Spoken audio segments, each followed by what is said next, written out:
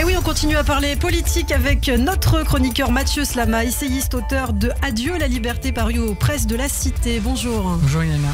Merci d'être avec nous. Alors cet après-midi, vous souhaitiez revenir sur cet événement mondial, on peut le dire, le président de la République qui a voulu faire de la réouverture de Notre-Dame un événement diplomatique mondial, effectivement entouré de près de 50 dirigeants étrangers, dont Donald Trump, Volodymyr Zelensky. Le chef de l'État a exprimé la gratitude de la nation française. Alors avec quel regard vous avez observé cette réouverture de Notre-Dame en grande pompe? Oui, alors c'était un moment...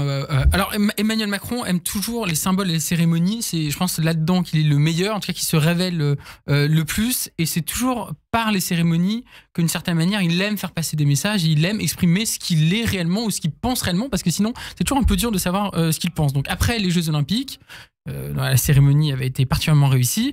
On a eu un autre type de cérémonie, alors très différent, beaucoup plus solennel, qui était aussi assez réussi, entre les jeux de lumière, entre évidemment la dimension diplomatique à côté, et puis entre, par exemple, l'improvisation à l'orgue qui était particulièrement réussie. Enfin, il y avait plein de choses très réussies dans cette cérémonie, mais il y a aussi des choses, moi, qui m'ont un peu dérangé, et j'ai l'impression, seul à avoir un regard un peu critique sur ce qui s'est passé. Alors, bon, déjà, moi, je regrette que dans ce type de cérémonie, il y ait beaucoup de têtes couronnées, de gens importants, etc., et qu'on ne va pas plus de place aux gens du peuple, comme on dit. Surtout que là, il s'agit quand même d'un lieu saint, d'un lieu de l'Église catholique, et qu'il y a aussi un message derrière. Et ça aurait été bien qu'il y ait des gens un peu lambda, comme on dit, qui soient présents à cette cérémonie. Mais il y a une autre chose, moi, qui m'a particulièrement interloqué, c'est le discours d'Emmanuel Macron qu'il a tenu,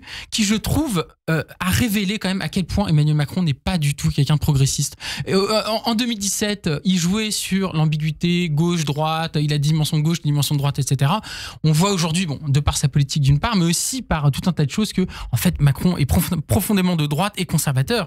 Quand il tient un discours dans lequel il fait l'éloge de la transcendance comme indispensable à la vie humaine, etc., ce qu'il a fait à Notre-Dame, c'est quand même un discours très conservateur que la droite réactionnaire a plutôt tendance à tenir qu'un homme de gauche. Ça, c'est une chose qui me semble importante. Et puis, dans son discours aussi, il y avait quelque chose, moi, qui m'a marqué, c'est le fait de dire que finalement tout ça, c'était au service de la nation. On voyait la solidarité, la fraternité au service de la nation, etc. C'est pareil, ce côté, on se met tous au service de la nation, ça n'est pas un discours de gauche, ça n'est pas un discours très progressiste et qui appartient plutôt au camp réactionnaire. Et ça, je dois dire, ça m'a dérangé. Et si j'ai encore un mot sur cette cérémonie que je peux dire, c'est quelque chose qui m'a aussi profondément frappé, c'est qu'en fait on voit avec Notre-Dame, et là c'est une réflexion plus globale, mais on voit Notre-Dame en 5 ans ce que l'État peut faire. On voit à quel point ce chantier était pharaonique, monstrueux d'une certaine manière, incroyablement difficile, et on voit en fait que quand l'État a une volonté politique, il peut faire énormément de choses. Et j'aimerais, moi, que cette même volonté politique s'applique au service public, à l'hôpital public, à l'éducation nationale, à tout un pan de la société, en fait, avec une utilité quand même qui me semble encore plus grande que Notre-Dame.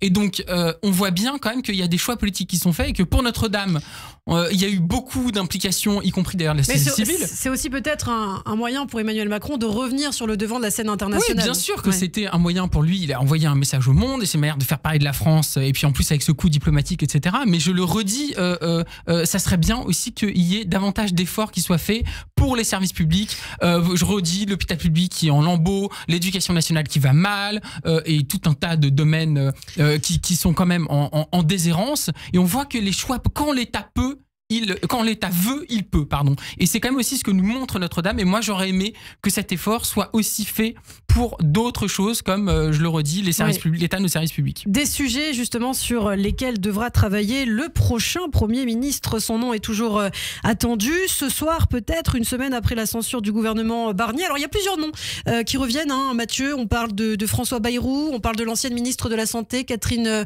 Vautrin. Quels sont, vous, vos pronostics? Alors, pour en ce effet, soir François Bayrou semble tenir la corde, mais il y a d'autres noms qui apparaissent. Il y a Sébastien Lecornu, si je ne dis pas de bêtises, ministre des Armées, donc des gens pas particulièrement connus du grand public et des Français. Bon, en tout état de cause, on voit que les noms qui sortent quand même sont des gens qui mèneront peu ou prou la même politique qui a été menée depuis 7 ans. Et donc ça, déjà, c'est un problème démocratique, alors que, je le redis, et je le redis souvent ici, c'est quand même la gauche qui arrive en tête au second tour des élections législatives, et que ça devrait être une personnalité de la gauche qui soit nommée Premier ministre. Donc déjà, on voit que quelle que soit la personnalité qui sera nommée, c'est quelqu'un qui mènera une politique très proche de ce qui a été mené jusqu'à présent. La deuxième chose à dire aussi par rapport à tout ça, c'est que, et ce qui moi m'interpelle, c'est que pourquoi le président de la République mène ces concertations? Ce n'est pas son rôle. Le président de la République n'a pas lui-même à décider de quelle force politique il serait prêt à nommer par rapport à des alliances, etc. Non, non, ça c'est une dérive du présidentialisme de la Ve République. C'est au groupe parlementaire, au groupe politique, de présenter quelqu'un au président de la République, et lui, il a juste à choisir. Et donc, je trouve aussi quand même qu'il y a on voit bien la dimension assez autoritaire, verticale d'Emmanuel Macron qui s'exprime dans sa volonté de maîtriser jusqu'au moindre... Oui, son but est de trouver une personnalité qui puisse rassembler tout le monde. Et c'est vrai que, ces derniers mois, la gauche n'a pas souvent rempli ce rôle-là de rassembler justement tous les partis. Alors, on peut critiquer la gauche, absolument, par rapport notamment au NFP qui s'est quand même beaucoup désuni.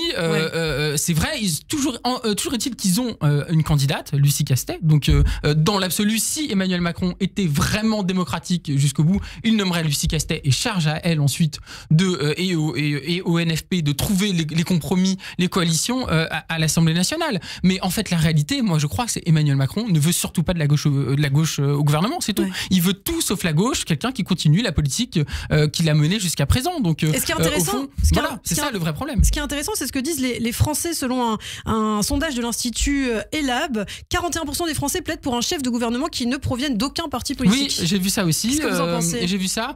Ça peut être intéressant, mais qu'est-ce que ça veut dire ? Qu'est-ce que ça veut dire? Parce qu'au final, il faudra que ce soit des lois encore qui soient votées à l'Assemblée nationale par des groupes politiques. Et donc, mais en tout cas, ça montre quand même que les Français en ont un peu ras-le-bol. Tout le cirque politique, la guerre des partis, les divisions, etc. Et je pense qu'il y a une vraie lassitude, d'où je pense ce sondage. Maintenant, la réalité politique, je le redis, c'est la gauche qui arrive en tête, même avec une majorité très très très relative. Et Emmanuel Macron devrait nommer quelqu'un de la gauche, mais il ne le fera pas. On verra peut-être ce soir la surprise. On ne sait pas, Mathieu Slama. Merci beaucoup en tout cas d'avoir été avec nous cet après-midi. On vous retrouve chaque semaine, à la semaine prochaine. À la semaine prochaine.